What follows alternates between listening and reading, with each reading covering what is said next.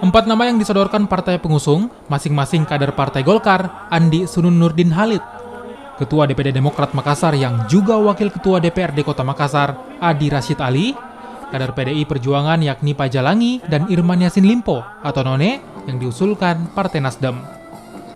Atas usulan keempat nama ini, Dani Pumanto pun menunggu hasil kesepakatan para partai pengusung, siapa yang akan mendampinginya maju di pertarungan pemilihan wali kota Makassar.